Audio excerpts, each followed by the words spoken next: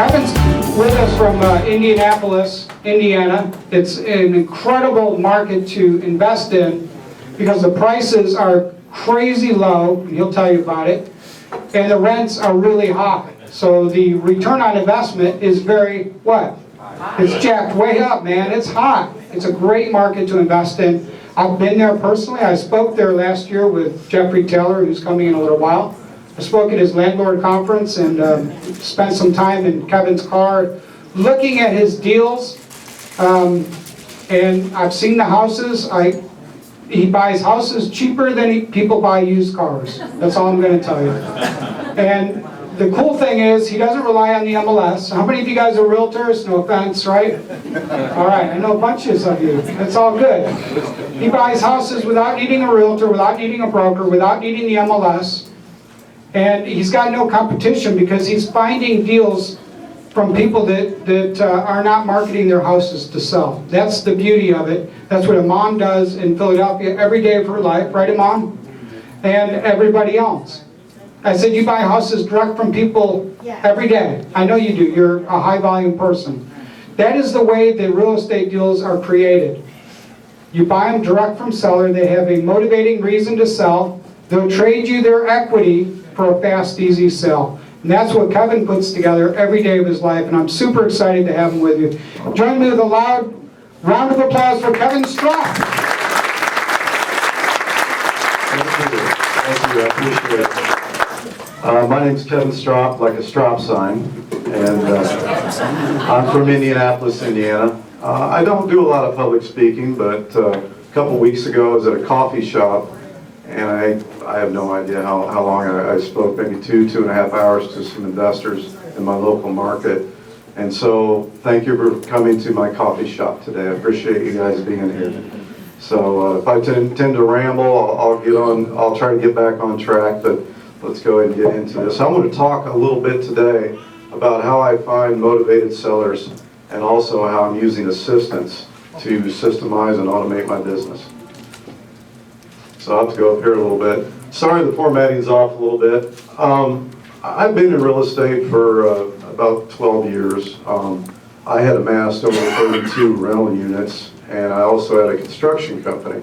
I did fire and water damage restoration, which basically I got to do fix and flips on the insurance company's tab. It was a great business, and I try to find little niches that I can market to and do things. So that was one of the things I did for years. It was pretty much a full-time job. I wasn't at home a lot because I ran that business day in, day out. We did a lot of maintenance, a lot of construction. And then about 5 years ago, my wife had breast cancer. And I wanted to be there for her, so I got rid of all my properties. I liquidated everything. And I took a year off to be with her. And I thought long and hard about how do I want to restructure my business? How do I want to do things different? And I was lucky enough, Jim talked about hanging around good people. I was able to meet Walter, Quincy, Jim, and a great group of people, and actually figure out how to restructure my business to where I would have more passive income coming in without all the maintenance and the hassle of the rental properties that I had. During that time I decided that being a stay-at-home dad with no kids really wasn't what I thought it would be. So I decided to go back to work. My time was more valuable. I was tired of the renters. I had to make everything easier and simpler. And I decided to work smarter by creating systems and do my business in a different way. So I use data to create relationships and deal flow. I'm also going to share with you, like I said, a little bit about using assistants and creating systems. Now, competition is everywhere. You know, in my market, we have 3 gurus who train people on different forms of real estate, and some of them are national speakers. We've also got people who put out, there's at least 20 people who put out signs all the time, and so I don't do any of that. We've got all kinds of investor groups. I went to a RIA meeting, something I hadn't done in over 12 years, and the RIA meeting I think had 160, 180 people show up. So it's a really competitive investor market, and as you know, let me me see here. Okay, sorry. As you know, Than, Merrill, and all the other gurus are there like once a month, and you can tell the number of signs just totally spike and go crazy. So I try to do things differently. Now, this is the way I used to market. I used to, make handmade signs, and I didn't have any money when I started out, so I finally got these fancy printed signs, which is a little bit more money. And I actually, passed out little fluorescent yellow or orange business cards. I wanted to tell you just the progression of how I started. I started out on a shoestring budget. This house here was one of the first really good deals that I had. I want to tell you about it. I took a fluorescent business card, and I don't know if you guys remember these things. I used to have things called payphones. They don't have those anymore. But anyway, I put a card, if I'm out driving around, I put cards above on the payphones. And so one day, this lady called me, and she said her daughter had actually picked up the card and handed it to her. And I got this random call. I was so excited, and she said, yeah, is this Kevin? Yeah, it's Kevin. And she said, well, I talked to you a couple weeks ago about my house. I hadn't talked to her. I go, oh, yeah.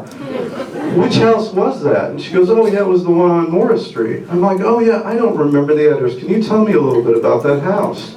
And she said, well, it's the one, and here's the address. And I said, well, what do you want for it? And she said, well, hon, just go by and look at the house and tell me what you think it's worth and give me a price. I just want to get rid of it. So I was like, okay. So I hung up, and I was like, that's a good deal. So I called her back the next week, and I looked at the house. And it looks like it's fixed up, because we actually fixed this up. So it was a little bit more rundown than it is now. And I thought, wow, that's a nice duplex. So I called her back, and I said, well, what do you want for the house? And she goes, I don't know. And she goes, what's it worth? And I said, I don't know. And she goes, well, call me back next week, hon, and we'll figure something out. So I waited about 2 days, and I said, what did you want for it? And she said, I don't know. And I said, would you take $25,000 for it? And she said, yeah, that'd be good. I didn't have any money. I didn't know about private lending. I didn't know what I was going to do. But I thought, okay, I'll just make an offer. I can always back out of it, right? So she said, yeah, that's fine. And I thought about it for a minute. And I said, well, could I buy it on contract? And she said, what's that, hon? And I said, well, that's where you make payments until it's paid off. And she said, yeah, that's fine, whatever. Just write up the paperwork and I'll sign it and we'll do it. And I thought, well, this is easy. I got off the phone and I felt bad because I offered her 50 payments of $500, 0 interest. I felt bad. So I called her back up and I said, you know that you're not getting any interest. You're just getting 50 payments of $500 and then you're done with the house, right? And she's like, yeah, that's fine, hon. Just write it up. Come on over. So I came over to the house, and I've got the contract, and I've got the address written down, and there's 2 ladies in there. I'm like, uh-oh, deal's not going to go so well. It's not going to go the way I want. Now the family's here, and they're going to want to look at the contract, and it's going to be a mess, right? So I'm sitting there, and I go, hey, how you doing? She goes, these are my 2 daughters, and I'm like, great. And inside I'm going, they're just going to crush this deal. And so she goes, they're your renters. I go, oh, okay, so it's good. So she's looking over the contract, and she says, well, hon, you forgot the other house. I said, oh, I'm so sorry. What was the address of the other house? She goes, because it goes with it. I said, oh, okay. So it's this little house here. And I said, oh, well, she goes, well, let me tell you about that house. It's a little 1-bedroom studio house, and it goes with the house. And I'm like, okay, well, let me write that address down on the purchase screen. I'll take that house too. And so I thought, I'm really doing good. I got this double and I got that. And so she says, now, that's okay, the contract looks good, but how are we going to deal with the money? I said, well, she goes, well, I've got my one daughter's deposit, and I've got my other daughter's deposit, and I knew this, I learned by a guru that you close after the first month so you get all the rents, right? So I'm getting prorated rents. So I've got her rent and her rent. I'm like, that's good. And then she's like, now the other lady, I've got her deposit and part of her rent. I go, what other lady? And she said, well, hon, it's 4 units. Now, and the other one's not rented. It'll need a little bit of fix-up. And by the way, this one here, this little house was empty, but this guy drove by and he gave me a deposit. He's going to move in next week if that's okay with you. So I started tallying up things, and she owed me about $2,400 that day. And I said, why don't I just not pay you for 5 months? And so I didn't. So that, You know, that's a good deal I did, and just working on a shoestring budget, you know? So I just wanted to share with you that story, because it's one of the better deals. We fixed that up, and I think we sold it for about 49 down the road. I actually got rid of that one. Now, owning this house, it taught me several lessons that I want to share with you here.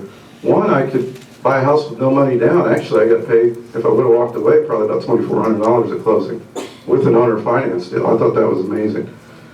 And two, I could use someone else's money to buy houses. I didn't know about private lending yet, but I figured out owner financing, so I was using the owner's money to buy a house. And it also taught me some more not so happy lessons.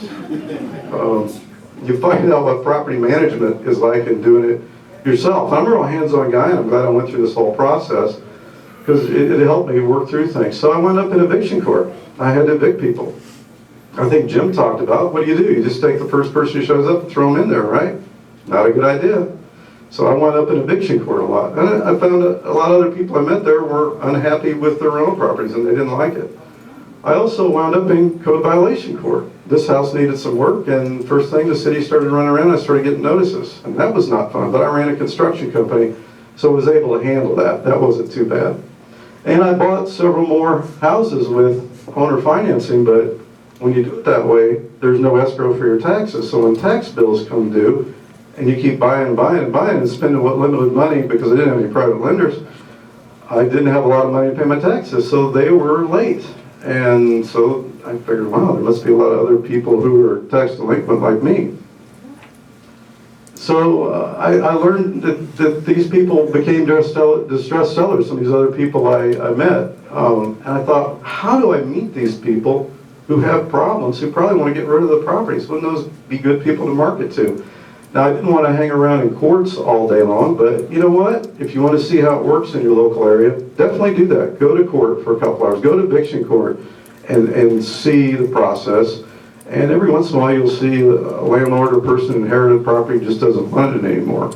And also, the code enforcement court. That's one that you can go there and you'll actually hear people say the words, I don't even want this house. I don't have money to repair it. I don't know how to fix it. I paid a contractor to fix this, Your Honor, and he took my money, and I don't know what to do anymore. Go there and check out that situation. We're going to talk about assistance, but wouldn't it be good to get a local assistant to go to some of the eviction courts for you, to go to some of the code violation courts, and try to drum up some business? I wanted to talk about tax sale list. I decided to see how I could find lists, and I found out that the tax sale list was one that was available in my county. And so it had already been done for me. You got it for free, you download it, and you look at all the properties that were advertised for sale in the tax sale. What that means in my jurisdiction is that they're a year behind in taxes, and they get a notice it's going to be sold if they don't get caught up, and then they have a tax sale where you sell a lien. Okay, now the law has changed. The lien has a 1-year redemption period where the person can still pay the back taxes and get their house back. Now the new law says if it does not sell at the tax sale, our county figures it's a dead house. So they only have 120 days if no one bids on it to redeem that property. So I started thinking about how do I market and how do I make this a moneymaker for me. So I actually went a step farther, and I guess it's called friendly hacking, because I didn't mean to do anything devious with it, but I found out where the website was that had the whole tax database for Marion County, which I live in, and it wasn't publicly available knowledge at the time. So I downloaded that whole list, and I could see who was behind on their taxes and what they owed before this advertising list came out that all the other investors in Marion County knew about. So I figured I could market to people who were becoming delinquent, whose house was going to go in the tax sale. I could market to properties that were advertised. I could make offers to buy those properties before the tax sale came, because some of those people just didn't want the house. I could just talk to them, and at this time, I didn't have assistants. I didn't have a big budget to market. I would just call people. I would just say, hey, I noticed you had your house over here. Are you interested in selling it? If they said no, it was no harm, no foul. If they said yes, then we structured a deal. We could buy properties at the tax sale. I've never bought a property at a tax sale because you have to hold on to it for a year. And I'm not interested in the interest return on the tax lien. I'm interested in buying the houses. And besides, hedge funds were coming in and buying everything. And there were certain buying groups that got a commission just to buy properties. Some people didn't research them, some did. So you can buy them at the tax sale. And once they're sold, I found this was a really good time to talk to people. The property was sold, and I would just simply call them up and say, I saw your property sold at tax sales. Everybody knows, it's public record. And I would ask them, are you going to redeem it? And sometimes people would say no. So that's interesting, they don't want a house. They don't want it, so they don't want her. So I would say, would it be possible, I don't know if I can do anything with it, but I'd like to try. Would you be willing to fill out the paperwork on it and give me a chance to try to do something with that house before it needs to be redeemed? And I'd gladly pay you $500 for your time. Now what's that mean? It means that I'm buying a house for $500. Some people didn't care. They were like, oh, that's fine. So I get a house for $500 that has a couple $1,000s worth of back taxes. Not a bad deal. Some people were a little bit smarter, and they would say, you're offering to give me $500 for my house. I'm not doing that. Okay, what would you do? $1,000, $1,500, $2,000? I don't know anything about the house. Let's work a deal. So it became a great lead source. Now, you could also buy properties that sold from the tax lien buyers. A lot of the tax lien buyers just want the interest. They don't want the house. And so you can get a list of the people who bid and bought the properties, and after the year comes, they get the house, they don't want it. So you can talk to those people and buy houses from them because they really don't want the properties. Properties that didn't sell, like I said, it had 120 days for them to redeem, so you got a real sweet spot in there of 4 months redemption period where you could buy those properties. And then properties that don't really sell and don't get redeemed go to the surplus sale. They get a city lien on them, and they have what's called a surplus auction where you can actually buy those properties. So that's another way to buy those, and you can also buy those properties from people who bought them. Maybe they bought too many and didn't want to rehab them all. So this was my first look at using lists and data to come up with a way to market to people using public records. About that time I read this book, The 4-Hour Work Week. I had no employees.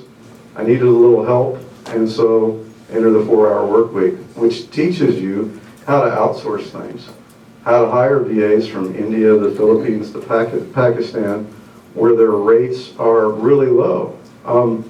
Recently, I've had a VA that's been with me doing projects off and on for a while, and I just asked her what her rate was, and she worked for $1.50. And she's been with me over 2 years. I called her up and had a project the other day, and she goes, you know what? I think I'm worth more. I go, you are. And I go, what were you thinking? And she said, I want $3. And I said, okay. So now she works for $3. She doubled the salary because she was underpaid in the first place. But you got to understand, she has another passive source of income. She runs an internet cafe out of her house. She's got a child. She has some part-time hours available, and she does a lot of the work I need done as needed. And it's a good relationship for both of us. So the very first VA that I hired from Odesk, which is now called Upwork. Elance is another popular site where you can look for virtual assistants.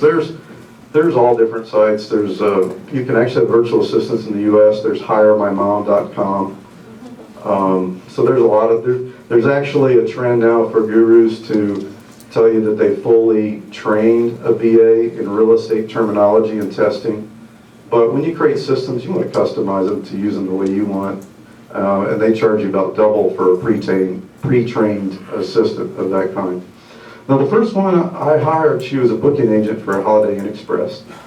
She sounded like an American teenager. I could not tell that she was not American. She had no accent.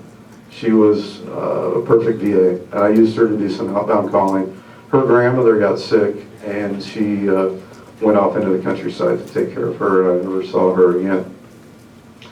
She'd use Google Voice at the time, and Skype's a little bit better to use for phone quality. but a Google Voice again is free. You can still use it. It's been integrated with Hangouts. So there's this weird transition where you can have a Google Voice number, you can use a Google Voice apps, or you can use a Hangout apps to communicate. Now we track down owners of phone numbers. Back then we used whitepages.com and anyhood.com. We've also been using Intellius, which I think is like, I can't remember, it's $15 a month or $20 a month. I use that for a different reason because I'm able to track down a lot of properties that people have when we're doing big lists and doing it rather than paying. TLO, if you get certified to use that, they'll come out and have a home visit. You can do a search for about $1. It's a very effective search. I could not believe it actually has social security numbers for people, the full number, which is scary. If you do a $10 report, the $10 report will tell you every person who lives on that street next to them, all their neighbors' phone numbers, all their known relatives, all the places they work, what kind of car they drive. It's really driven for skip tracers and asset locators. But really, I just did the dollar report because all I want is a phone number. You do get email addresses. They're not very accurate on that. I really honed down and test things, so I went through about 5 different skip tracing softwares, Microbuilt and LexisNexis and different ones, and I ran 20 test reports just at random and compared all the results, and TLO is the bomb. It's definitely worth getting access to. It has cell phone numbers. So when you call somebody about a house, it's sort of a motivational thing for me. If they say, how did you get my number? I go, well, I've got a partner and he's really good at that interweb net thing or whatever. He's able to find it. And if they keep just worried about how did you get my phone number, then they're really not worried about selling their house. I just take the conversation right back to, well, really, I'm calling about your house on Main Street. Did you want to sell it? And occasionally you'll get someone upset at you. The realtors, some realtors tell me I'm soliciting when I call people and ask them about their house. I don't think I am. If you have an El Camino in your driveway and I find your number and I say, hey, do you want to sell your El Camino? You say, no, we're just done. I'm not soliciting. I don't want to sell you a thing. So I'm not afraid to call people. Now, having said that, I have had one person say they wanted to call the Attorney General. One lady, we actually advertised a house, and she called in on a house for sale, and we called her back, and she goes, I don't know anything about this house. Is my husband going to move his girlfriend there? And I said, ma'am, I don't know. And so you do get some crazy situations, but here's my thing to get off the phone if you get in trouble talking to somebody and who's totally fixated on you, violated my privacy, and my cell phone number, how'd you find me? I just say, I'm sorry, I obviously called the wrong person. I won't bother you again, thank you, and I hang up. Sort of a weird thing to say, but it's misdirection because obviously I called the right person. I knew their name and they had their cell phone number. But while they're processing that I called the wrong person, I just hang up, and they never call back. So I just misdirect them, and sometimes they're talking and I go, click. And I'm not always doing the phone calls, but I train my outbound callers to do that now too. And that's how you get off the phone real quick in case you're worried about having a conversation about them contacting you for soliciting. So I tracked down people, we just called them, and we bought some houses. It was a good deal. It was zero budget there pretty much. So I told you I downloaded a list of every house that was in Marion County, and it was so big. I don't know if computers smoke, but I think mine was smoking trying to process it. Every parcel had over 200 fields of data. I didn't even know what some of them meant. I didn't even care. I needed about 8 fields. I couldn't even open it. So I went on fiber.com, which is a great site to get tasks done for $5. And I got a Microsoft Access database expert from, I think it's from India. Yeah, he's from India. And for $5, he opened up this massive size database, and he gave me all the fields, and I told him what fields I wanted, and then he gave me those 8 to 12 fields and put them on an Excel spreadsheet, something that my computer could open up and I could access the data. Now, when I did that, I think I told you before, I actually found out that it showed people who were behind on their taxes even before the advertising list came out from the city. Because I called the city and I was like, is there a way I could get a list of people who are behind now? And they're like, no, we just hired this company to do that. We don't know how to do that. Well, now I knew how to do it. I had the list. I could see people hadn't paid their taxes and were behind. So I created my own first custom list just by doing the research and going through this. So I heard about this thing called data scraping. And data scraping, not to make it complex, is basically whatever you see on the screen, you can cut and paste and put into an Excel sheet. So I thought, wow, there's court records that I found if I could just get a list of. And some of these lists you can get through ListSource or Dunhill or other providers. But it intrigued me, so I hired a programmer from Ukraine. And he didn't speak very good English. So I used a free program that I'm still using today called Jing. And Jing will let you make a 5-minute training video. So how do you train someone who doesn't speak very good English when they talk on Skype and doesn't want to talk to you anyway because English is their second language? Well, you create a training video. And so I had a picture of the screen and showed them exactly which data fields I wanted, where I wanted them in Excel, how I wanted to do it, and I sent him a training video. That's very important in systems, and I'll tell you why. For one, if he doesn't understand it, he can watch it over and over and over again. And I always told him that anything you don't understand, feel free to send me an email and let me know what you don't understand. And if I have to do another video, I'll do another video. And part of the training process is I tend to ramble sometimes. So my first video attempt was terrible because I hadn't even told him what I wanted to do, and 5 minutes were up. Same with the second one. Same with the third one. And so I got to hone in, and so when you develop systems, you got to break things down into bites. I mean, you don't want someone a half-hour training video to watch where they're dozing through it and they didn't understand something, so now I got to go back to the beginning of a half-hour training video. You got to break it down into little bite-sized pieces. So systems, you know, most of us are entrepreneurs here, so I'm going to get off on a tangent. I tend to get off on a tangent, and so systems help me to focus. And so 5-minute training videos help me to focus and articulate what I want specifically done. So that we can create systems and get things done, rather than just start rambling, sorry. So I showed him the data that I wanted from different websites, and he began to make special lists for me. So I went back to thinking about, well, what about these other people I met in court who were distressed? How do we get to them? What about houses with back taxes? Now I wanted to talk about absentee owners. That's probably the biggest mailed list anywhere that people are mailing to. And you know what? I would say don't mail that list, but it works. It works if 20 people mail to them. It would work if 100 people. So don't stop mailing to that list, but I don't mail to that list, and I'll tell you why. But it's still profitable. It still works. I'll go ahead and tell you why.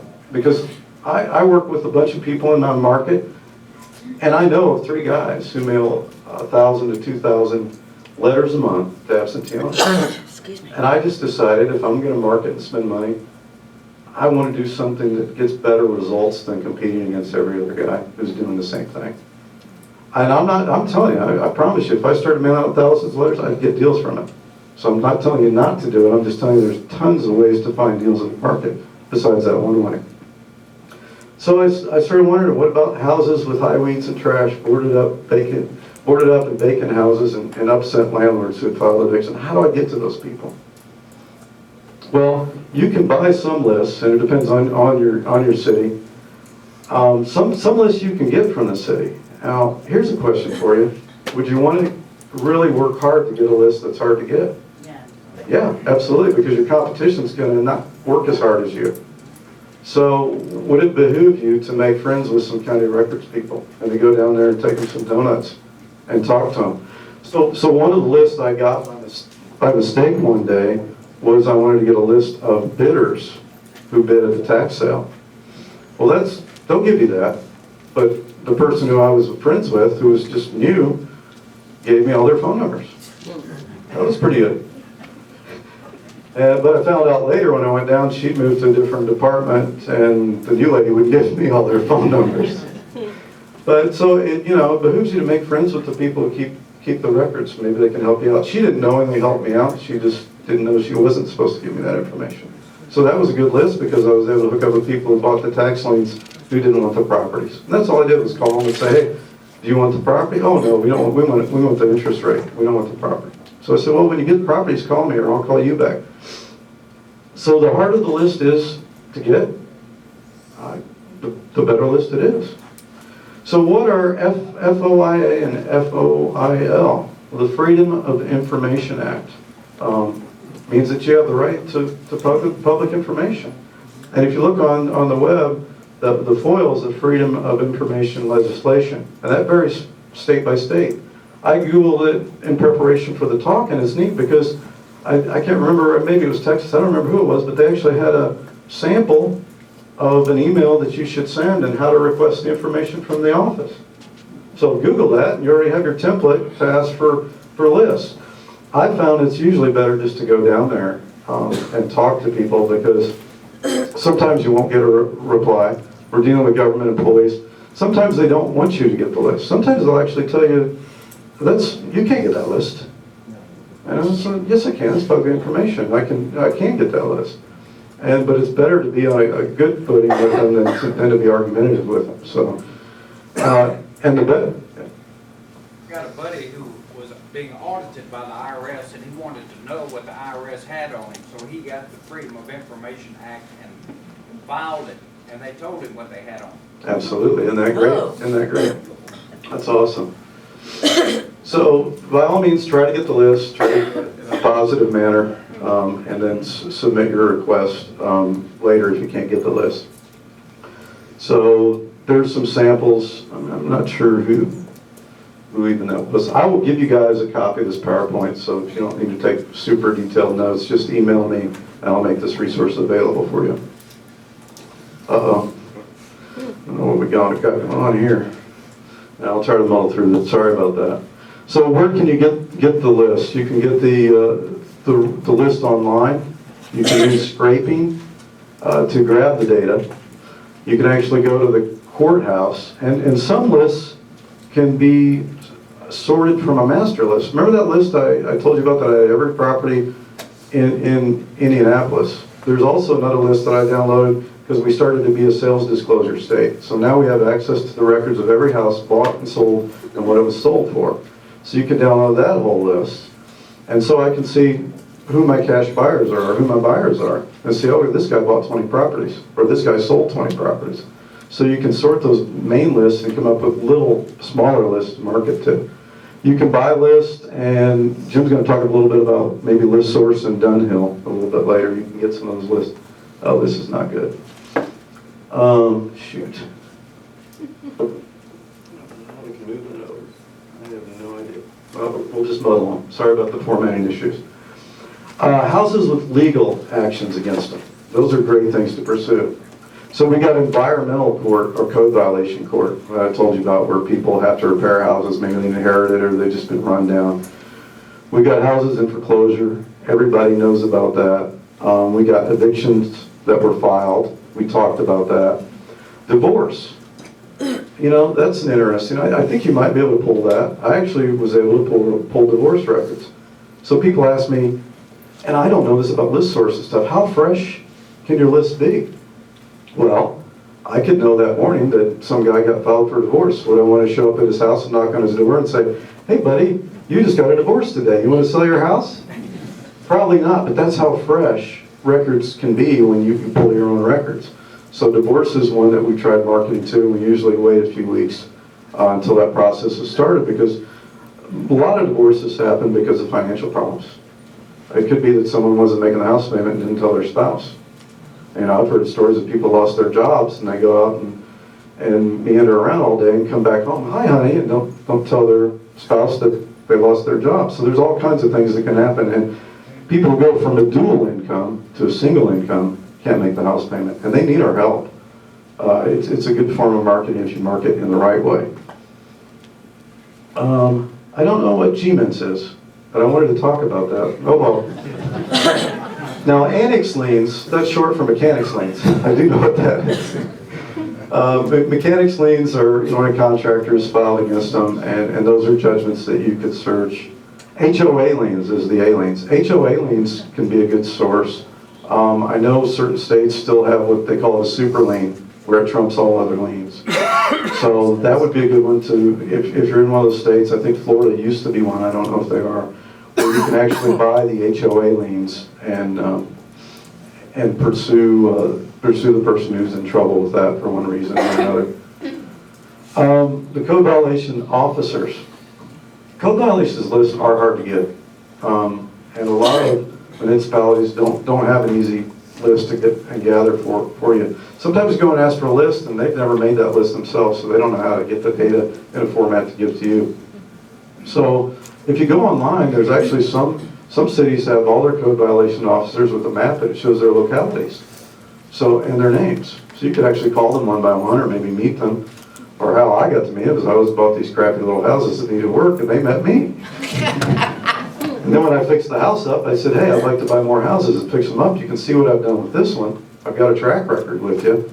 If you ever hear anybody who says, I just don't have the resources to fix this house, I know you're not supposed to, but could you give them my card or give me their information or just give me an address and I'll mark it to them? So that could be a good source of leads for you. I apologize for this, guys. I switched from PC to Mac and I don't know what's going on with the formatting. Some other lists are landlords, of course. That's one of my favorite ones. I'll talk about that a little bit later. I don't know what the buyers is, but I did want to talk about that because I have it started. Sorry about that. A list of wholesalers. Now this is, I don't know if I should pull this dirty secret, I know your mom knows this, but if you're on every wholesaler's list and you create maybe a separate Gmail account and you're getting to every house that they have for sale, would that be a valuable list?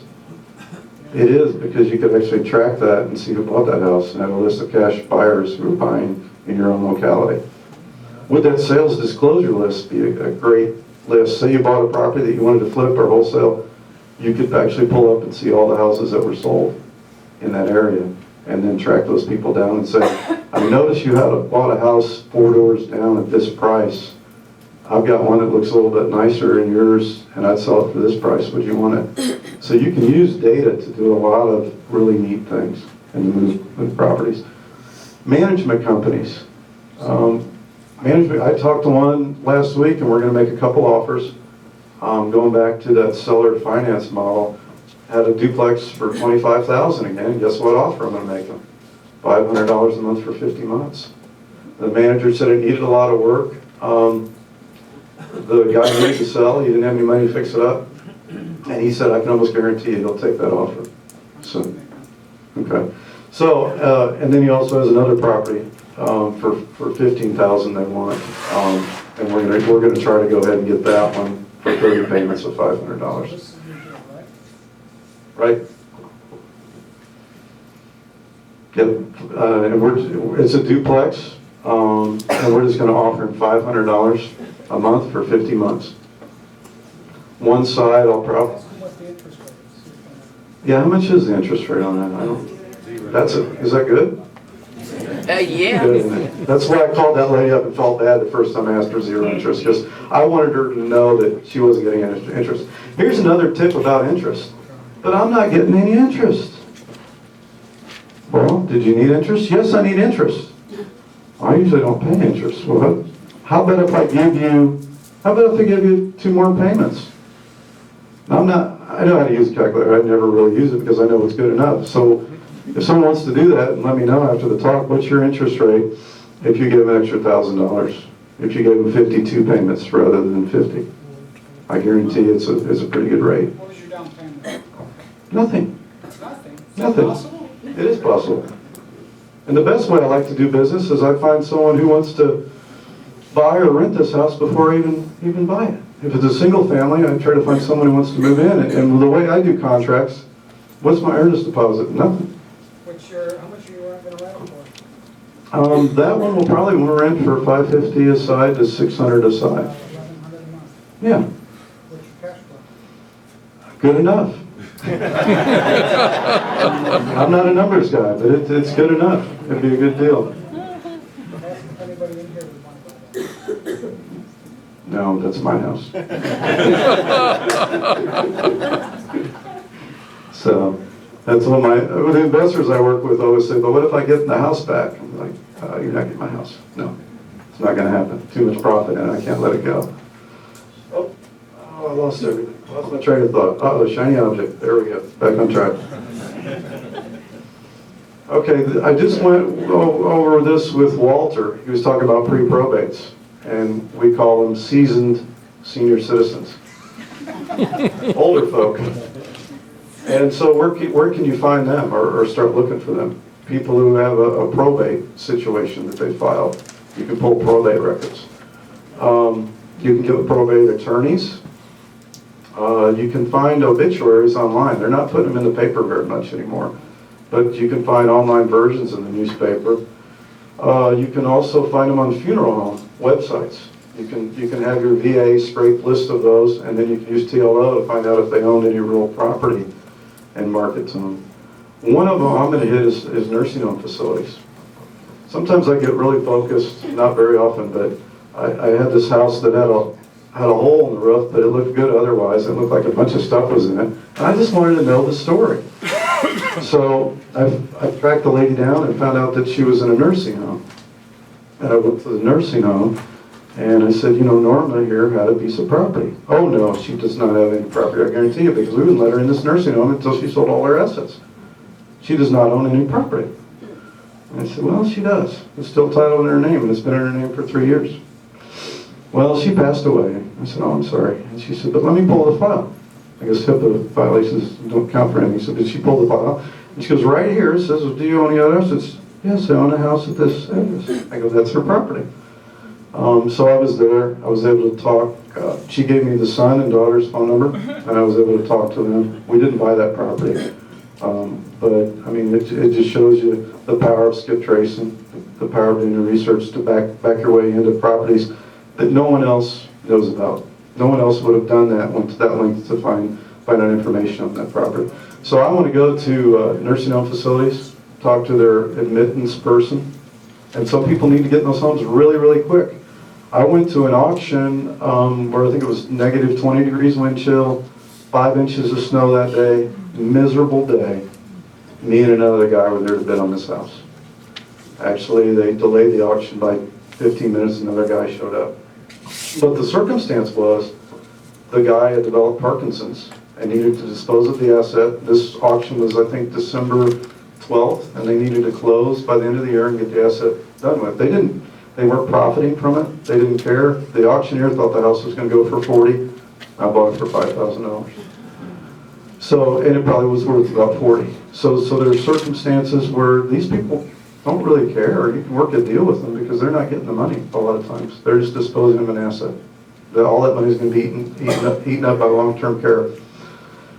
You can also talk to elder law attorneys. Elder law attorneys are people who plan for the elderly, take care of them, and contingency planning on their situation. So that's another good contact. Sorry about this. Uh-oh. Oh yeah, this is getting harder and harder to figure out what it was. We got companies, managers, and ale planners. Okay. Credit unions is one that I have starred. I actually had a credit union, and I just walked in one day and said, what do you have that's not performing? And I actually assumed all their non-performing houses. Just took all the payments and was able to do that. Financial planners. These are professionalists. Now it's all coming back to me. Financial planners. You know, that's a good list of they know people who, for one reason or another, need to sell properties. They know people who might be good private lenders. Insurance agents know things. I have bought houses where my insurance agent knew exactly what I did. And when someone said they didn't want a house or needed to sell it or was changing their coverage from occupied to vacant, he was a good source of leads for me. Wow, okay, we'll figure out some of this here.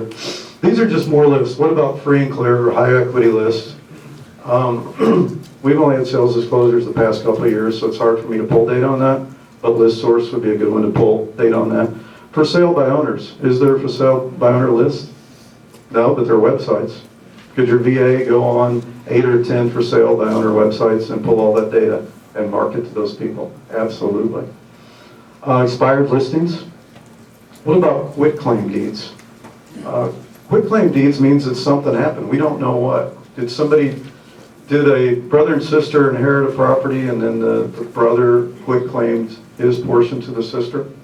So, I mean, we don't know what happened, but there's been a transfer, for some reason, a transfer of interest. And so it could be a good lead for someone wanting or needing to sell a house. Contractors. Our contractors are actually licensed, which is probably 10% of the contractors in Indianapolis are actually licensed. But you can track down them. Just as a side note, massage parlors and live nude modeling is also licensed. I don't know how we would market to those people or why we would want to. But it's interesting that the city makes the revenue source off that, and they're licensed for some reason. So why would I want a list of contractors? Well, you've seen HGTV. Everybody has a dream, and a contractor probably dreams of flipping homes. Would he be a good person to flip a home to? I think he would. Maybe he's always wanted to be a landlord, but didn't know how to get started. So you could use them as a buyer source for you of contractors. I think it's a great thing. You can also see which houses are under repair, and then find out who is flipping homes in your area. So that's the neat thing about data. You can think of creative uses to track down people or segments of people to market to.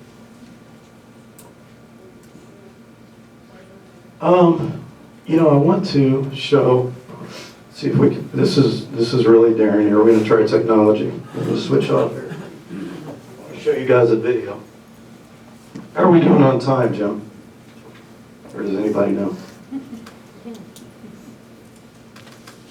come back in now. Okay. Okay. Jim, how are we doing with that? Okay. We're good? Okay. It's good stuff, right? Yep. What is What are you it? thinking? What are you trying to do? I'm doing something very daring. Never put a video. I think it's on my computer. It No, resized it. There we go. I want to run a video. Oh, So I'm running it on my computer. boy. It's a multimedia presentation. Yep. Matter of fact, we'll switch over here in a second. You have to hold the microphone on there if you want to. Oh, okay. Hey, that's a good idea. You knew we could do that. Okay. You guys thinking creatively now? Where's the mic? It's on your computer. It's coming out through here.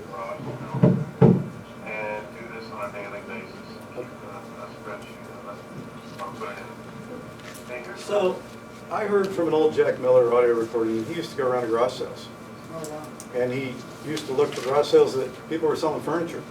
I mean, you don't obviously sell your washer and dryer just in your average garage sale. You're looking to move somewhere and make a transition in your life. And so it was interesting. I actually did a little bit of this to test it out. And what you'll find is sometimes the person at the garage sale owes their landlord money. And sometimes it is actually the owner of the house. But so that's what I call a pre-eviction.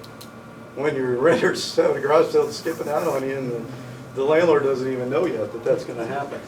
So I decided to try to automate this and have my VA, and so I created a little task here that I'm going to have her do. One example of a task that I've been thinking about for a while for my VA to do. I've actually tried it, got responses from it. What I want to do is go on Craigslist and type in garage sale and do this on a daily basis. Keep a spreadsheet of it, or put it in the CRM either way. You can see this one here. It's got a date. It does have actually a street address. We'll see what the reply information is. I can actually text Cheryl here. I can email her, and I have a street address. So the procedure for that is going to be, we're going to search Craigslist for garage sale, moving sale, or estate sale. We're going to text them through Google Voice if there's a phone number available, because texts get open more than any other form of marketing. You want an email for sure. If we don't have a text number, we're going to go ahead and try to email them. And we're going to ask them some questions. We're going to create a script basically saying, is the house for sale? Are you moving out? Is the owner going to sell the house? Different questions that we can ask. We'll also have the DA make a filter, put all the responses into a separate Gmail folder that's specifically targeted for a garage sale type campaign. That way any other emails that are coming in don't get mixed in with the general emails, and every campaign has its own separate filter.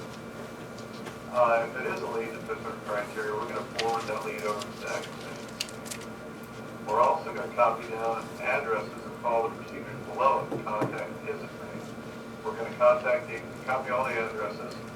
We want to check to see if there is a rental or if it's an owner occupant. And we're going to send out marketing asking if the house is for sale. So let's take a look at some of the other ones here. This one actually, even though I pulled it from us, still has an estate sale. This is by appointment only. It's got everything on it. So we've got a lot of other stuff for sale. And we'll see what kind of, we just have an email on that one, so we email us that one. So we've looked at garage sales, and we look on estate sales. So here's an estate contents of an entire home. So that definitely could be, they're looking for a single buyer, which is great. So wouldn't it be great to opt to buy the whole home? Oh, please call Kevin, I love that. Different Kevin. So here's the contact information. And we can also see. Jim talked about this on the video he just did recently about buying a whole house with everything in it. So the third one here is a moving sale. So we can see, check out a few of these. They do a lot of different items. And this sort of gives you the stake too. They're actually selling the washer and dryer. You know, so if you go to garage sales and they're selling their beds, their washer, their dryer, and everything, chances are they're another resource is to check out garage sale list. So this is an estate / garage sale. We've got an address here. I pulled this up in Beverly Hills, so we can actually click on each one, and we can copy down the address to a list and find out who the owner occupant is, if it's a rental or not. Now here's actually some phone numbers on this one. Now this is gsalr.com. That's the same one there. I just clicked on it to get a little more detail here. You can see that there's sewing machines, furniture, iPods, all kinds of different stuff. Another one on here is garage sales tracker. And again, we've got the address here, the date. Let's check out the details. And we don't see any phone numbers because knickknacks, air purifiers, things like that. Let's check out this one. See if there's any contact information. No phone numbers. We can have the VA actually go through all these on a daily basis. And another good task for them would be just to go through and see what other sites are out there. So list your estate sale. So I was able to find quite a few estate sale websites too, that specifically you list your estate items on. Find estate sales. So I'm gonna go ahead and shut this down because you get the idea. I actually rambled on and went over 5 minutes on this video, can you believe it? So that keeps me in check. I'm going to switch up gears here and load the presentation on my computer so we can actually see what I'm trying to talk about, or I could anyway. Let me get out of here. All right, while he's doing that, so far he's covered quite a few different types of motivated seller lists. Which ones sort of resonated with you guys? A volunteer? Did you have an aha moment that said, I've never heard of that, it's kind of bizarre, but it sounds interesting?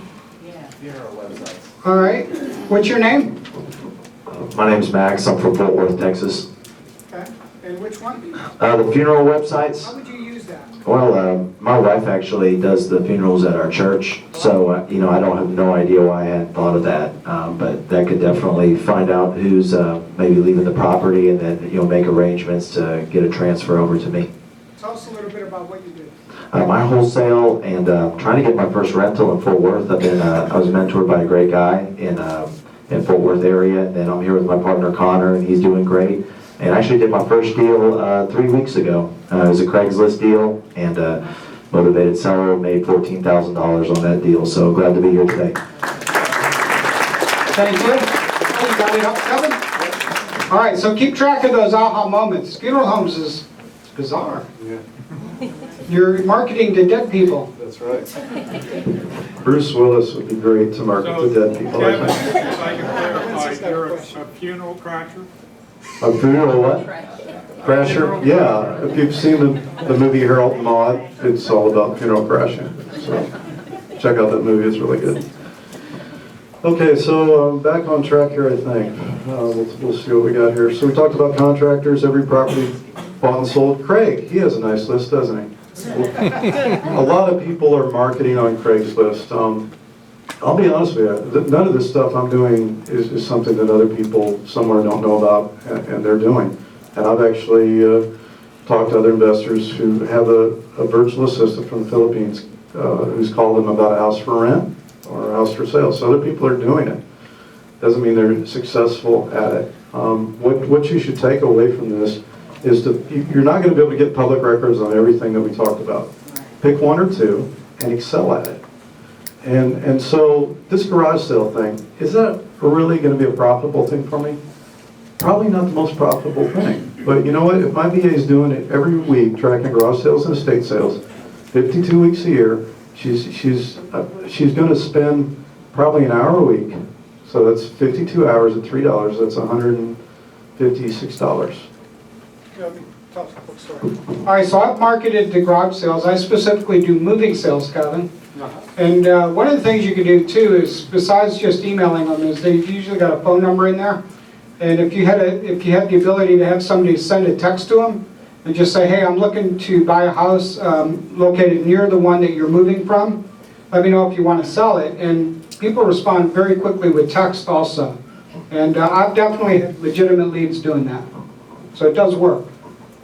Absolutely. I always like to tweak things. So I emailed someone who's having a garage sale and they had a green chair. And I'm really interested in that green chair. By the way, is your house for sale? So, I mean, that gets a response back. And, no, we don't have a house for sale. And I was like, yeah, my wife makes the green chair. Sorry about that. But I did ask him, so I tried this and actually did it. And I found some people who needed to sell some properties. One lady was going to list through a realtor, so that was a dead lead. Another person says, yeah, the reason we're having a garage sale because it isn't an estate. They just didn't list it as an estate sale. So other things that you can pull up, you can look for on public records, properties owned in trusts, properties owned by IRAs, and properties that are owned in estates. I just bought a property out of a living estate that was deeded to the heirs, and they'd had for a while, and we had to get an heirship deed, and some things weren't done right to get it closed on, but those can all be good lead sources for you. So what can you do with the list? Well, obviously we can find houses, right? And then who could we sell those to? We could sell it to someone on our landlord list. We could sell it to a tax sale buyer who likes to hold on to properties. We could sell it to a contractor or rehabber or another wholesaler or an IRA investor. So I've shown you how you could find a house through lists, and now you're going to have lists of people that you sell it to. How hard is that? You got lists to buy and sell, so you can get in the wholesaling business with very little or no money. I was going to show you another video of clicking parcels, but I'll just explain it to you rather than go through all that. I actually had a list of 1,200 tax delinquent properties that we were going to target. I didn't know the easy way, and I did have someone on Fiverr create a program that would go to the assessor's site and put the improved value of the house on the Excel spreadsheet. However, there are certain houses that the assessor has assessed as empty land at very low tax rates. And no one's a tax attorney here, are they? But I actually own a house. I actually own a couple houses that the city doesn't think there's a house on. And so I decided not to use the assessor database, but instead to have my VA go through each parcel number with what's called a graphical information system, where you can look over and see what's on that piece of land. It actually has the property line. So she went through on 1,200 tax delinquents, cost me $66. She went through every single one of them and looked to see if it was empty land, if there was just maybe a parcel with a garage only, if it was a commercial building, if it was a single family house. and we narrowed that list down to about 360. Was that a good project, a good use of time? Well, if you're doing a mailing, I would have mailed to, what, about 900 properties that I didn't want? That had vacant lots or commercial buildings or a garage on them. So yeah, it was worth paying $66 to have her do that tedious task to laser focus my marketing. So now I've got a list of 350 that will go through. And is it worth spending $350 in TLO to get phone numbers for all those people? And is it worth calling those people? I talked to Jim a while back, and I was telling him how I laugh at my competition sometimes. I do two things. Either I laugh at them or I embrace them. I want to be something different than everybody else. I'm a little different, you can tell. But I call people all the time because tax delinquents is a good mailing list. A lot of people mail, but we call. And when I call, a lot of times a person will say, "Are you one of the people who sent me one of these letters?" I go, "Oh, no. I just want to buy your house." And so that separates me from those people. I laugh those people off like they don't mean a thing. Sorry if you guys mail letters, but I'm calling you because I want to buy your house. Let's make a deal today. And the other thing you're doing by doing that is, do those people call anybody else with those 5 letters? No. People collect those letters. I mean, if you do the foreclosure business, people get 20, 30 letters sometimes. They'll bring out stacks this big. But whoever calls them, who's the guy who does the door knocking or calls them or gets to the person? And the thing I learned about distressed sellers, they don't want to deal with the house. They let it sit for a year or something. They don't know. And so it's very important when you get a live person on the phone to get all their contact information. You have to get their email, you get their text number, and because you people back the next week, they won't even answer the phone anymore. And so it's very important once you get a lead and establish a relationship with them. And I do what's called touches. I mean, you call them, they're not ready, you call them back again. Here's how I end the conversation when I'm talking to somebody. I'll say, "You know, it's been nice talking with you today. I had a good time, and you know what, do you mind if I check back up on you sometime?" Now, that's a very polite way of telling them you're going to be calling them back again.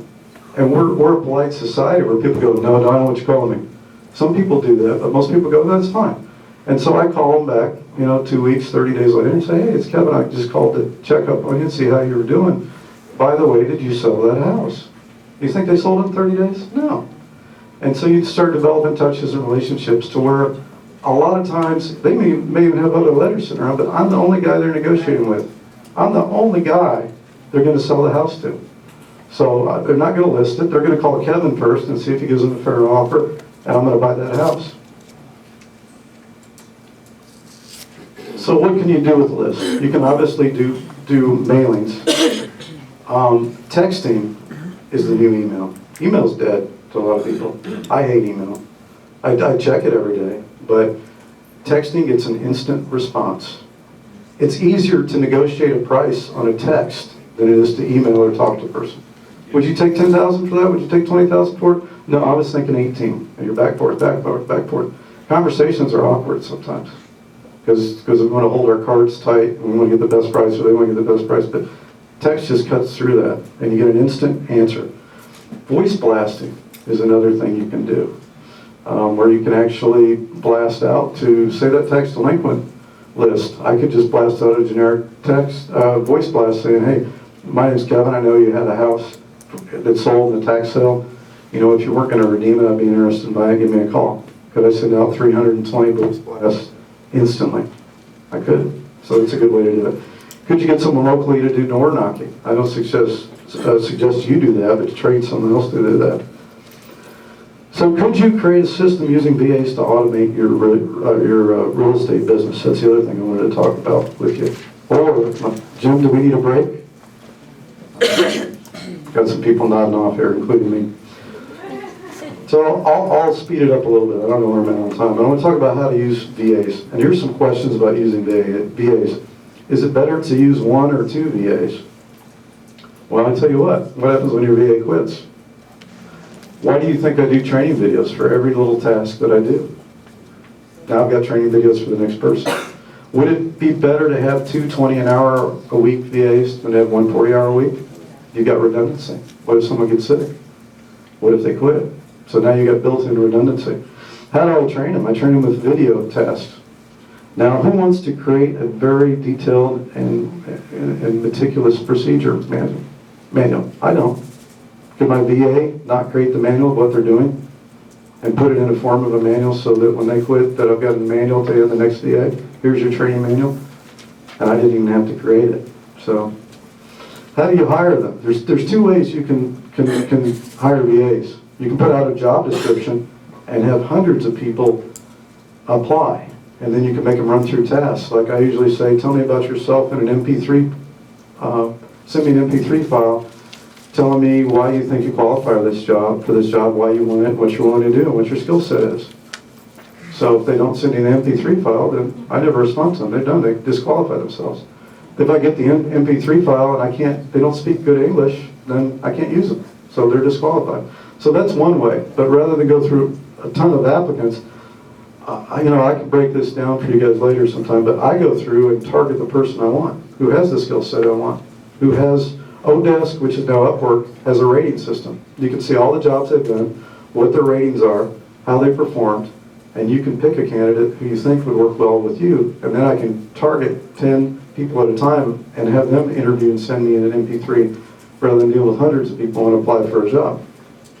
So we talked about redundancy and firing. How do you keep control of your accounts? I use a program called LastPass, and it's a password manager that you can share your account passwords with. So my VAs can log in as if they were me. They never see my passwords. LastPass.com. So I can hit a share button and share that with anybody. They'll never have my password. So I've never had to really fire a VA or had a bad experience. But if I did, I could grab all my passwords back and unshare them and call that person and say, you're no longer working for me. I have no fear of they have my passwords. And that's another thing to think of. So would I have my VA call other investors? Would I want them to hire my VA? I probably would not, because other investors could offer your VA more money. They could say, can you do everything that you're doing for Kevin and steal all the campaigns that I worked hard to create, all the tasks that I create. I even do that with local people. I have people who are only involved in acquisition. I have people who are only involved in selling. So they don't know my whole system. And I don't think anybody's really going to compete against me, but I like to keep things separated that way. Okay, so how do you create a team? Okay, here's some things to create a team with assistants. You could have a VA who's a researcher type, who only does research. They only try to create your list or pull data from FSBO sites or Craigslist. You can also use Fiverr.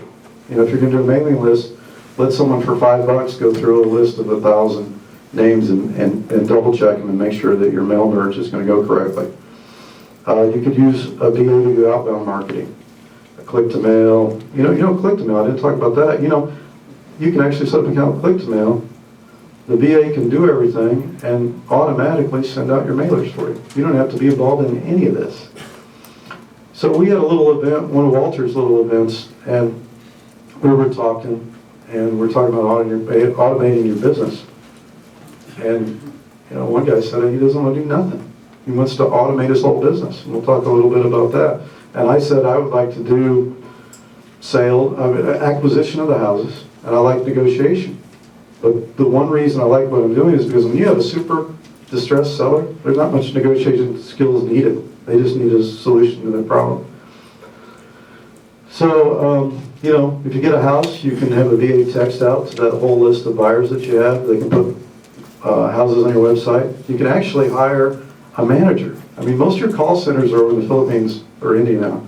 And so there are people that you can find who manage the whole call center, who quit that job and they're living at home now. They can manage your own VAs. Wouldn't that be great if you had 5 different VAs with 5 different procedure manuals, and then you have one supervisor VA and you just say, this is what these people are doing, make sure it's getting done properly, review all the reports, and take over your management for me. Local people, you have a local guy to put out your signs from Craigslist. I use local salespeople. I did test, I market highly to the Hispanic market, and I did test, I had some VAs from Portugal and Mexico handling phone calls for me, and I decided to go with local salespeople because it worked out better. The best way to get started with anything, I put down here Fiverr, they can prepare your leases or closing documents for you once you figure out how to set them up properly. The best thing to do, if you want to just get a taste of how to have an assistant, is go onto Fiverr and create a little task, just like this garage sale task, and have them do it for you. And get your feet wet just doing a little task. And you can also have them manage your leads in a CRM. Podio is probably one of the best CRMs out there to manage your sales leads. It's also one of the most difficult ones to learn and use. Okay, my team today, it's not a very big team. It's me and one VA. And I do have one salesperson, soon to be two. I decided that I was going to take my business from sort of a hobby of buying a couple houses a month to a business and get serious about it. So in January, I bought 4 houses in the first week. This month, I bought 8 houses in the very first week. And I could probably buy, this month, I could probably buy 12 or 15 houses. But I don't want that much stress in my life. I'm working on my sales system now because I'm able to get houses so quickly and in large numbers that I need to find the right qualified people to rent or sell to. So I'm soon going to bring a acquisitions manager on. One of the things he'll be doing, he's been a salesman for his whole life, has a real thick skin. He's going to be calling probates. That's a tough job, but he's willing to do it and he wants to do it. So that's one thing he's going to do. And I'm also looking for a local intern from the college. Have you seen the thing called IFTTT? If, then, and that. It'll scrape Craigslist for keywords you want, and That- email them all to you. Absolutely, that's a good resource. Zapier is another good one that'll do that. So there's all kinds of ways to automate, and that's a good thing to bring up. One of the reasons I had a programmer doing lists is because computers don't make mistakes, but VAs do. So what happens if you copy and paste and you get out of sync on a whole list and you're putting stuff in the wrong columns? And so it's a good thing to create automated tasks where the computer doesn't mess up, where human error can come into play.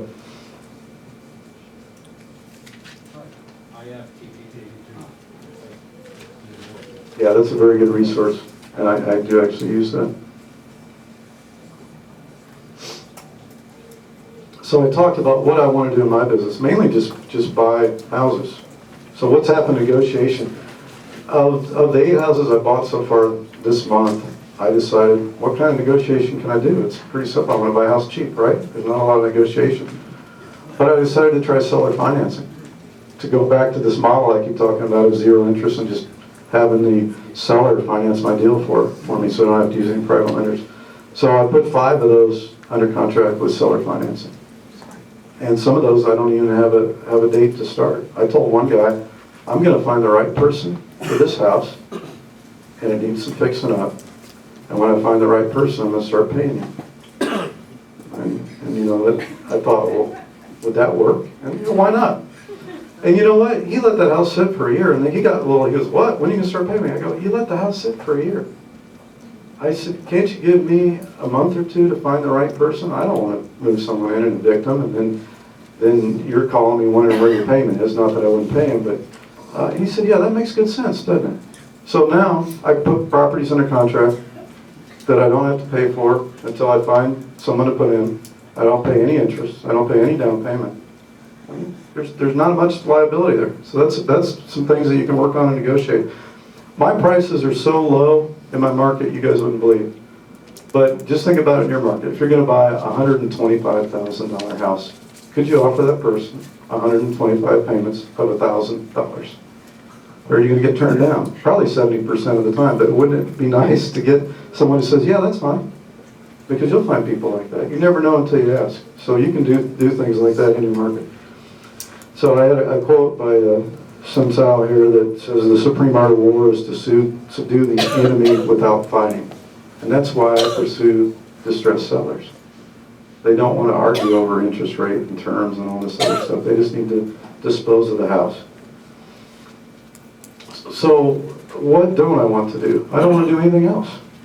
So can everything be delegated to a VA or a local person? Yep, everything could be done.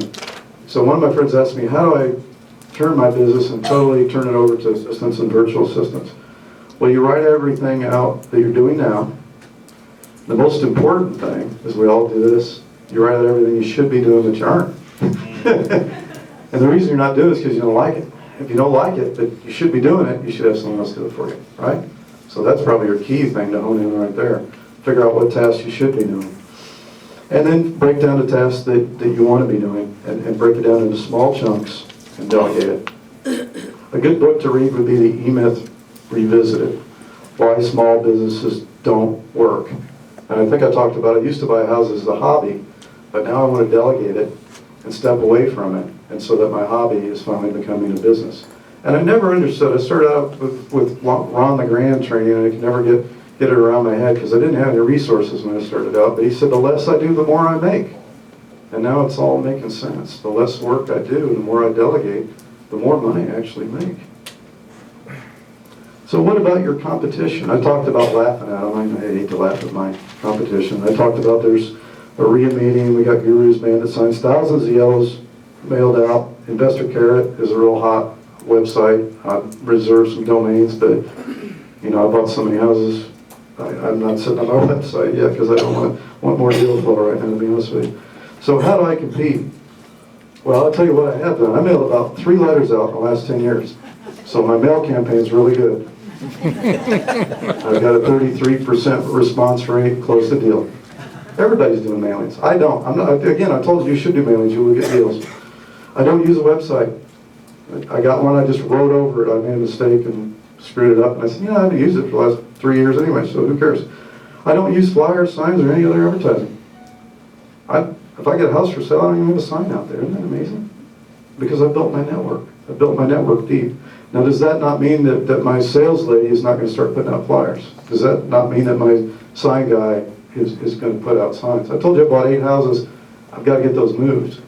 And whether I move them or not this month, I'm going to buy another 4 or 5 or 6 next month because I'm creating a pain. I'm creating a problem that I need to solve. And so, you know, my sales lady, the one I've got, I think I'm already going to let her go. But I sat down and I trained with her. I've got 2 other people who are looking to start. And she goes, what do you want me to do, Kevin? I said, I want you to call me when you have a buyer that has the down payment that I want and is still willing to buy the house the way I want to sell it. And I don't want to hear back from her until then. It was pretty rough.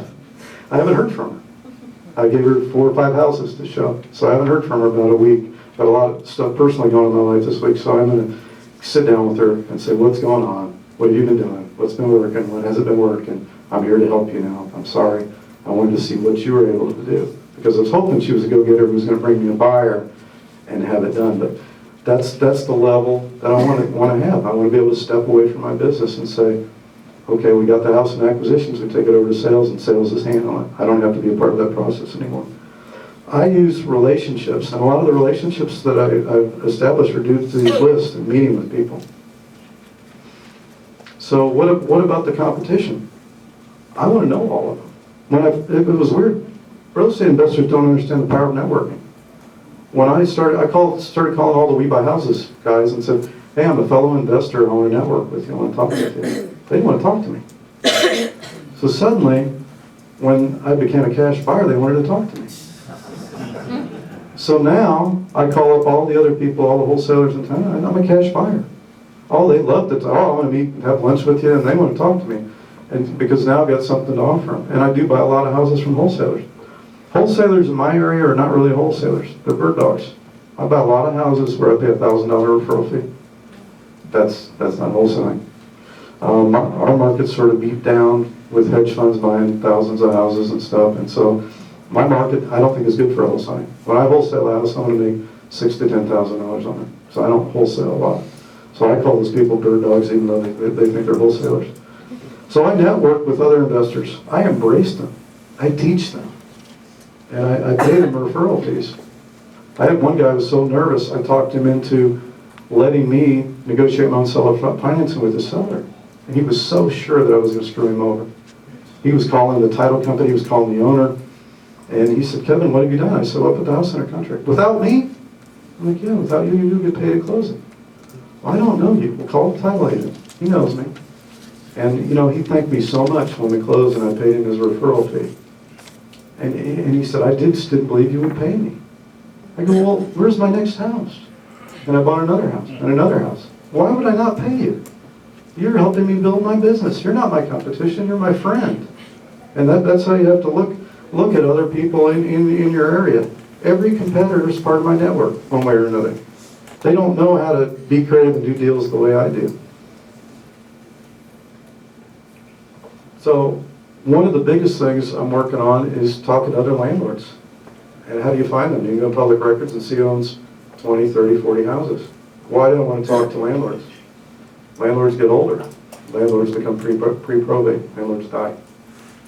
That's one of my back ends into whole packages of houses. I don't want that, but sometimes someone's going to call me, a spouse is going to, who had nothing to do with the business, is going to call me and say, Kevin, I know you went out and had coffee with my husband several times, and I don't know what to do, I need your help. And I'm going to be there to help. I'm not going to take advantage of the person. We're going to make a nice transition where they can profit passively over a long time. My short-term play with my landlords is always good. I always say, you got 20 properties, which one do you want to sell me? Oh, they're all performing, they're all good, there's no problems. I've got a great system. Okay, let me rephrase that.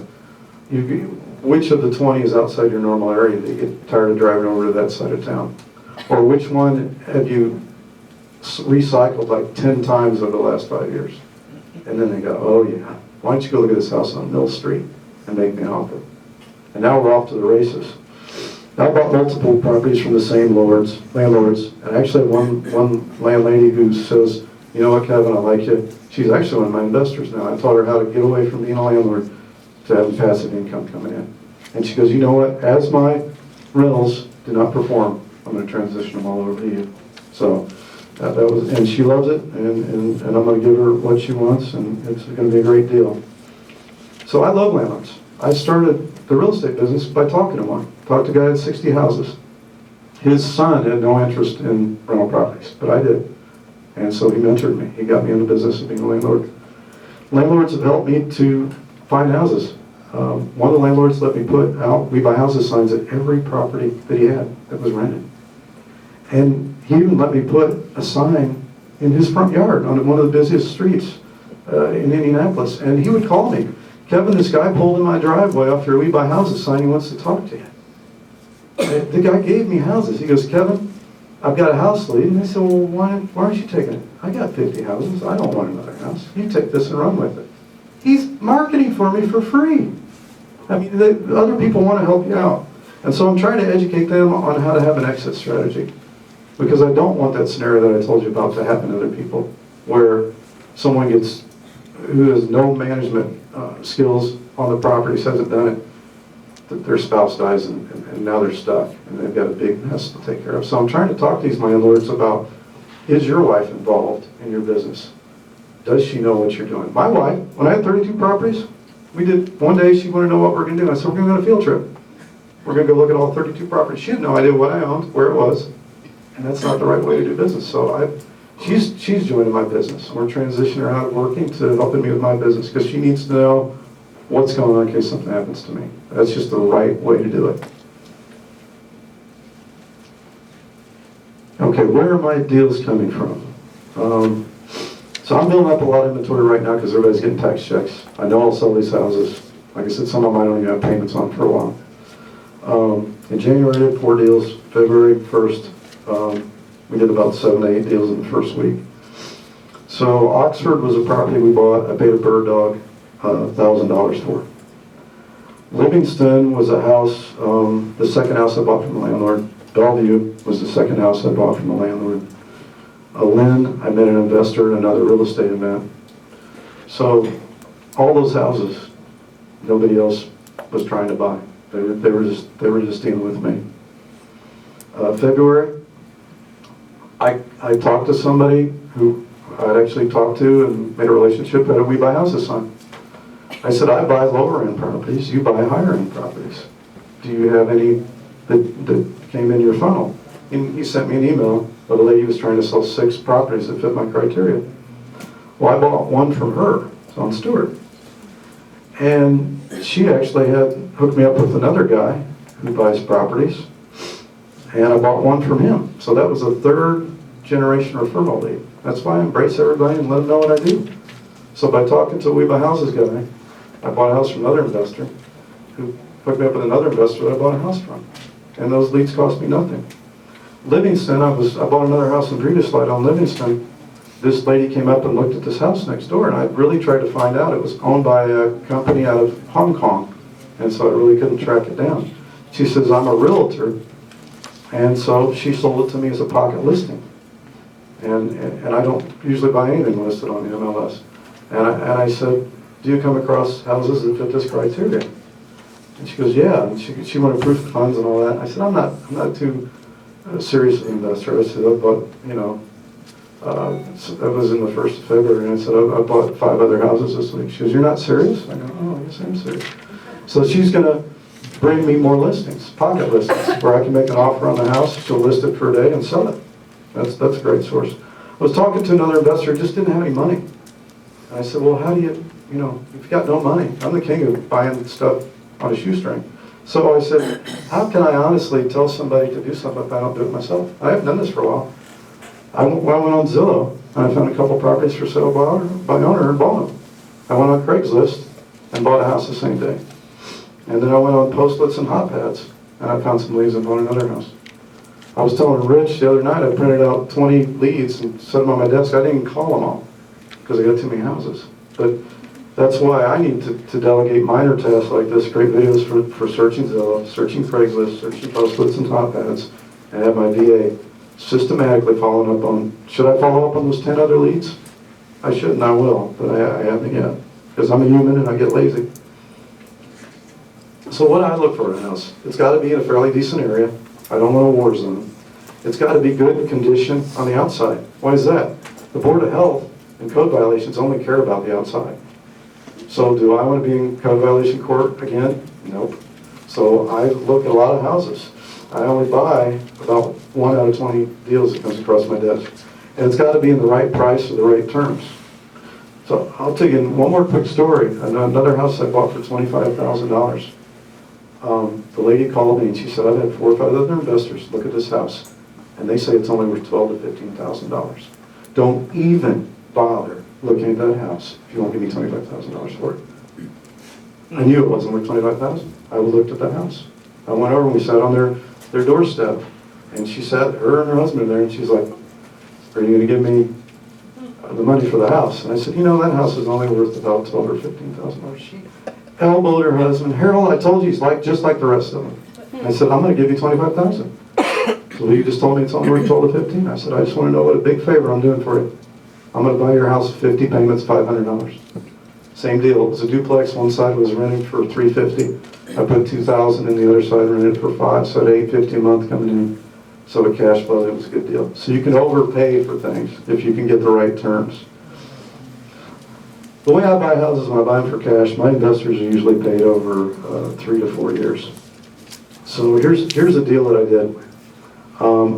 This house was another landlord who wanted to get rid of it, needed cash quickly.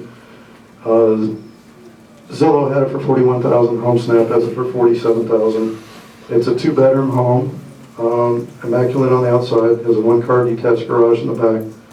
I bought this house for $14,000, which is a little more than I normally pay, to be honest with you. I think it's worth about $35K as is. Solving problems. I really don't have to squeeze every dime out of every deal. And I just said before, good enough. When's the deal good enough? So this house, my best solution would be to kick the 68-year-old man out and rent it for $550 or $600 a month. That would be the best thing to do. He asked me when I bought the house, can you let my uncle stay there for 6 months? He's paying $400 a month rent. And I said, well, what happens to your uncle in 6 months? And he said, well, he's going to find another place. Where's he going to find another place for $400? I said, can he afford $450? He said, no, he gets $796 Social Security. How long has he lived there? 7 years. Does he need any repair? Does he want any repairs to the house? No, he's an old single bachelor. He doesn't care. We know the house needs a little bit of repair, but he's lived there as is. I said, well, is there any way you could pay $450? I would let him live there for 4 years with no rent increase. Why would you do that? Well, why kick your uncle out? And so agreed to pay $50 extra every month to help his uncle out, and now I get a $450 payment. Well, you can see here I borrowed from my investor $14,000 to buy that house. It's about a 40% LTV. I'm paying a very good interest rate. The monthly payment to my investor is $389.63 for 4 years. Now, once taxes and insurance, and there may be some maintenance, got a newer furnace, newer water heater, and he likes it as is. He thanks me every time I talk to him that I'll let him stay in that house, and I feel good about that. And so it's not my best deal. I'm not really even making any money on it. But in 4 years, I own a house that's worth $30,000, $40,000. Is that a good deal? Good enough. I'll show you a couple more, and I'm going to end up here. This is what I call a no-have. I bought a defaulted non-performing note for $2,900. The sad thing is I went to get this, for this talk, it was only worth about 40 or 45. No, it's sad, it's worth almost $58,000 and I sold it. Oh well, I'm happy for the guy. He's rehabbed this whole house for me. It needed practically gutted on the inside. He needed new kitchen, new bath, new electrical, new plumbing. So he deserves the equity that he's put into this house. So how did I sell it? I bought it for $2,900 and it's worth about $40K back then. It needed about $25,000 worth of retail work. I sold it for $34,999. 10-year term, 120 payments of $462.32 on something I bought for $2,900. It's not a bad deal. Actually, when I bought it, it had renters in it, and the renters stayed for 6 months and paid for the house. And then they defaulted, and I had to evict them. That's not my normal deal. That's a slam dunk deal there. That's an extremely great deal. So here's a normal deal. Here's a normal deal one I just bought. This house is a little 2-bedroom with a 1-car detached garage worth about $30-some thousand. I evaluated $35,000. I got a loan on it from an investor, pay them off in 3 years. Now it doesn't need very much work. I'll probably sell it as is, what I call a no-have. We just got all the hoarder house stuff out of it, and actually they had a lot of good stuff that we donated, and I got a guy to clean it all out for like $200. And so we're going to sell that for 10 years, 120 payments of $462.32, or I might rent it for $650. Again, the investor gets the first 3 years, and I get this last 7 years if I sell it that way on the note. So this is my normal deal, and it's okay too. So those are the kind of deals I'm doing in my market. Here's my contact information. Feel free to call me. I love to talk about real estate. I've got systems. I'd be happy to work with some of you and give you some resources. I'm thinking about doing some mentoring on that for a small fee and giving you the tools. I don't think it's a magic bullet because, like I said, you need to break down every task for your business. And you need to know what's going on in your business. I can't just say, I'll give you this one piece of software and you'll make $1 million like some of the gurus do. I also have lots of deal flow, and if you're interested in performing notes, give me a call. Hope I haven't went on too long, but enjoy talking with you today. All right. Think Kevin, somebody you might want to get to know this week? Yeah, right? Crazy, right? Lots of different ways to buy houses. Did anybody hear something that sort of resonated with them, that it was like an aha moment on something else that Kevin was talking about that you want to try? Anybody? Go ahead, Bo. Bo, tell everybody where you're from and what you do. I'm from San Francisco, and I flip houses, and I have a hard money lending company that I work for a brokerage, and so I get to do a lot of big construction loans. It's fun to do that. And now I'm trying to buy some cheap houses because it's a lot better returns. So now I'm dabbling in some other markets. But my takeaway on this, big takeaway is I've worked with VAs for years now, but what I didn't do right was do the video captures, and that's what I actually started doing 2 days ago, and this just reinforced that. Thank you. All right, you get a book. Oh, thank you. Bo's a coaching student of mine, and what's really cool about Bo is he's been on HGTV. So you guys need to get to know Bo too, because he's the real deal. Great guy. Anybody else? All right. Love coming over to say hello to you. I'm Lori Eubanks. I'm here in Richmond, and I do a lot of owner financing, buy on owner financing, but a lot of times I feel the interest sells them. But I love this perspective in not offering any from the get-go. And I feel like that's my crutch, is saying, I'll give you interest, but you don't need to do that. So that's my... Zero interest is the way to go. There's a book for you. Anybody else? Love zero interest. Ed? Jim? Yes.